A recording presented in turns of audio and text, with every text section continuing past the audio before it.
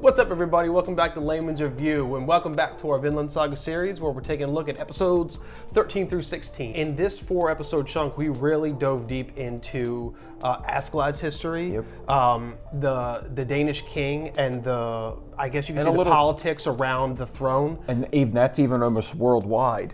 And Thorkel is always a thing because he's always in pursuit. He's been chasing since the last 4 episodes that we did, so... After episode 16 ended, we were at the point where Thorkel was getting ready to catch up to Askeladd and his men. Got him again. And Askeladd's men have all basically revolted against him, but we're going to get back to that. Let's rewind a little bit and go back to episodes 13 and 14, where... Which was a lot of story build-up, I think. It was. It wasn't anything crazy. They went through Wales. Or getting through, and they wanted safe passage. Askeladd is of both Welsh or Wales blood and Danes. So they kind of dropped that bombshell. So that's why they had a pretty easy trek. Well, they started Wales. I think that episode was the one where they started where a kid, I don't know if it's just Vinland Saga, but every child looks like Thorfinn. They're all Thorfinn clones. So it started with who I thought was like a younger Thorfinn, or like a recap of what's happening, coming out of the water, carrying a lifeless-looking woman's body. And then fast forward, you learn that that was actually Askeladd and his mom, and doing her dying wish as she was treated as a, slave or a pet or an animal at the end of her usefulness. She was a sex slave. Correct, that's what she was. You found out Askeladd is that mixed blood, so he can relate well with people of Wales and Danes. But he also verbally said he hates the Danes. He can't stand them. It's the part of him he can't stand. Yep. So Askeladd basically wants to be the right hand of Canute so that he can influence Canute into signing a treaty of, or I should say, an act of non-aggression against Wales. And I would say, because he loves that land. That's the part you could tell Askeladd cares more about Wales than he does any one of his men. So he referenced it a couple times. Because I feel like he was with the Danes for the bulk of his life. I guess maybe have more of attachment to his mother. I'm sure they're going to dive deeper into that storyline the further the show goes, to where you have more context there. What kind of helped with the Wales? You actually learn that Askeladd's of historical blood. Like he is who he is related to, who the story of King Arthur was made after. Yeah, I think Artorius is his name. Yeah, and he's respected by his bloodline alone. That's why the Welsh guy, or the Wales, is even humoring the fact of giving him safe passage. Right. And then you move on from there, and then we get into Ragnar. Oh yeah. And when let's back up. They went through Wales, and they had to go through the winter storm because they had to. Instead of going through enemy territory, they decided to go through the mountain passage and take whatever they needed. It was the start of winter. So winter wasn't going to be, so they thought, that much of a challenge, except it was a blizzard. It ends up being a challenge for literally everybody who decides to move in winter. The show's done a great job in making me feel like I'm rooting for Askeladd in most of the scenes. Because he's given you no reason not to. Except when he murdered that village. But why'd he do it?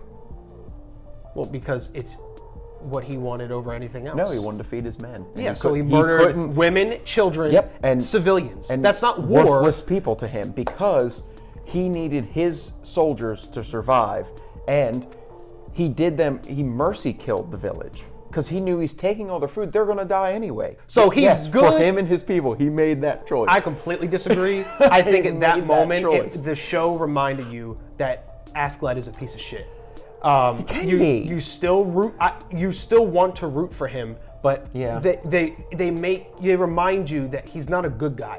I think that the episode where he slayed the village with his men, I think, was showing that they wanted to remind you that yes, there are parts of his character that are cool, but this is the way I'm looking at it, that he's clearly one of the villains of the show. Well, then you see that didn't pay off for him when it goes later. Right, because then they found out. So there was the girl who stole the ring, and that she watched the whole village get massacred. And I wasn't clear at the end whether or not she was trying to kill herself. I didn't know if it was a cliff she was standing at the edge of. Terrible looking hands. But she fell down, and I thought the first time I saw it, I thought that she was jumping off a cliff and trying to commit suicide. It's still unclear to me whether or not she just fell in the snow and went to sleep, or if she tried to kill herself. But she told the English about the fact that the Danes were there. Yep. And Thorkel found out. And that gets us to the end of the episode where Thorkill has caught up with the Danes, and Askeladd's men have now they've witnessed that his luck's running out with the weather. Yep. With Thorkill, Yep. and the fact that Ragnar told Askeladd that the king actually wants.